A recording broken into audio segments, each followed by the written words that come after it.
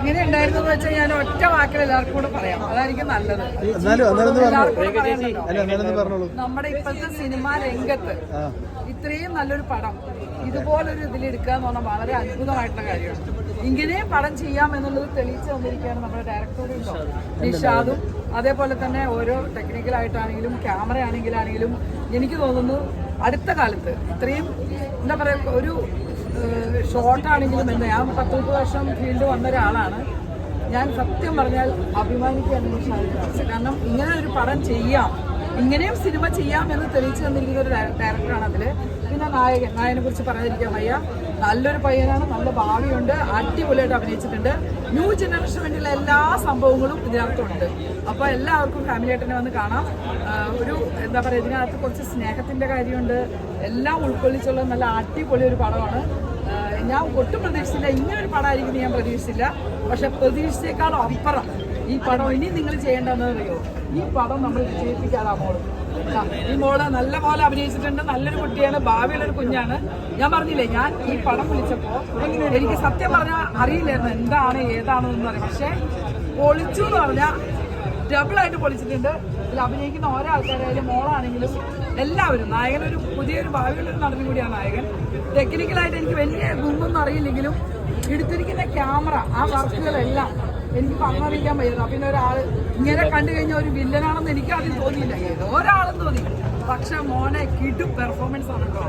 നല്ല അടിപൊളിയായിട്ട് അഭിനയിച്ചിട്ടുണ്ട്, നല്ല ഭാവിയുള്ള ഒരാളാണ്.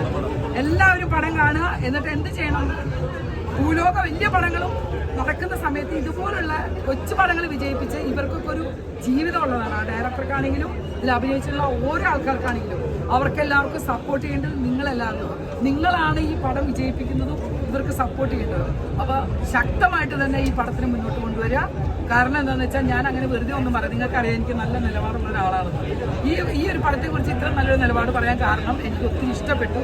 ഈ കുഞ്ഞു മോളുടെ അഭിനയം നന്നായിട്ടുണ്ട്.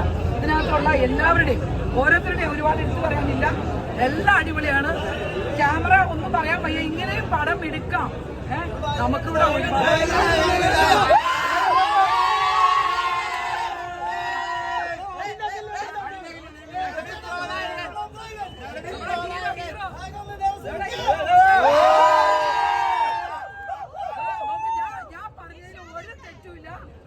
നല്ലൊരു ഭാവിയുള്ള ഒരു കുട്ടിയാണ്, അടിപൊളിയായിട്ട് അഭിനയിച്ചിട്ടുണ്ട്, ഒറിജിനൽ അഭിനയമാണ്.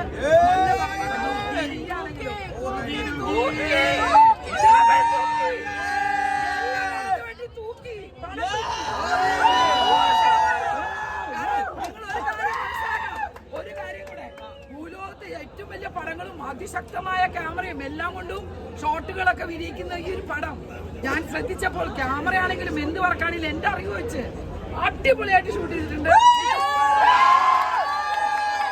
ഇദ്ദേഹത്തെ കാണാം, ഞാനിപ്പോ ഈ പടം കണ്ടപ്പോ ഇയാൾ ആരാണാവോന്ന്. പക്ഷേ അഭിനയത്തിൽ ഇവര് തകർത്തിരിക്കുകയാണ്. എനിക്ക് വേറെ ഒന്നും പറയാനില്ല. ഈ പടത്തിൽ ഒരു സീൻ ചെയ്യാൻ എനിക്ക് പറ്റിയില്ലല്ലോ എന്നുള്ളൊരു വിഷമം. അപ്പൊ നിങ്ങൾക്ക് മനസ്സിലാക്കാം, കാരണം ഞാൻ 10-30 വർഷമായിട്ട് പടത്തിലുള്ള ഞാൻ ഇപ്പൊ തന്നെ ഇവരോട് ഡയറക്ടറുടെ എന്തായാലും ഇതിനൊരു രണ്ടാം ഭാഗം ഉണ്ടാവും. കാരണം ഇവരൊക്കെ അഭിനയിച്ചല്ലേ, ഇവരൊക്കെ തകർത്ത് അഭിനയിച്ച ഈ പടം നിങ്ങൾ വേണം ഇവർക്ക് വേണ്ടി സപ്പോർട്ട് ചെയ്തിട്ട് വിജയിപ്പിച്ചിട്ട് ഒരു രണ്ടാം ഭാഗം, അത് കഴിഞ്ഞ് മൂന്നാം ഭാഗം എന്തായാലും ശരി. ഇതുപോലുള്ള ആൾക്കാരെയാണ് നമ്മൾ മുന്നോട്ട് കൊണ്ടുവരുന്നത്. ഇവരോട് വേണോ നിർബന്ധമാണ്.